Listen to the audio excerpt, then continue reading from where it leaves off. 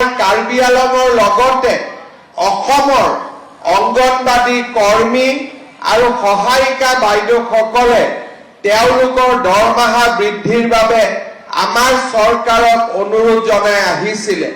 মই আপোনালোকক ক'ব খুজিছো যে অহা 1 অক্টোবৰৰ পৰা আমি আপোনালোকৰ দৰমহাও বৃদ্ধি কৰিম আৰু লগতে আপোনালোকক এটা এককালীন সাহায্যও আমি আগবঢ়াম।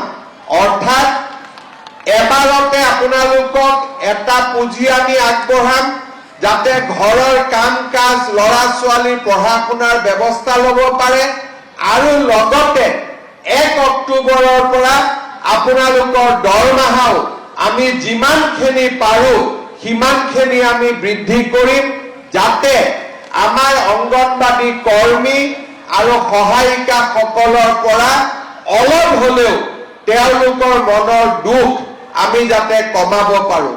ভাল হ'বনে বেয়া হ'ব দৰমহাটো বঢ়াই দিলে? ভাল বেয়া হ'ব নেকি? পিছফালে একো কোৱাই নাই।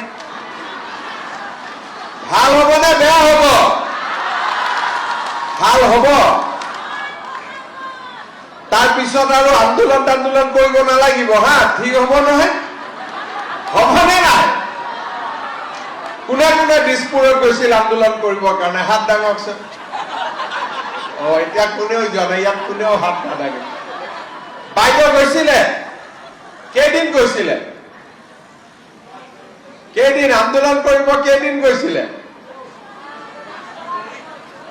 ঠিক আছে, যি গ'ল গ'ল, বেছি গৈ নাথাকিব। কষ্ট হয় নহয় অহা যোৱা কৰোঁতে, হয়নে নহয়? কষ্ট হয়নে নহয় যাওঁতে আহোঁতে? তাতেতো খোৱা বোৱাটো কষ্ট। অহাবাৰ আন্দোলন কৰিব গ'লে মোৰ ঘৰতে খাব আহি যাব চববিলাক। হ'ব।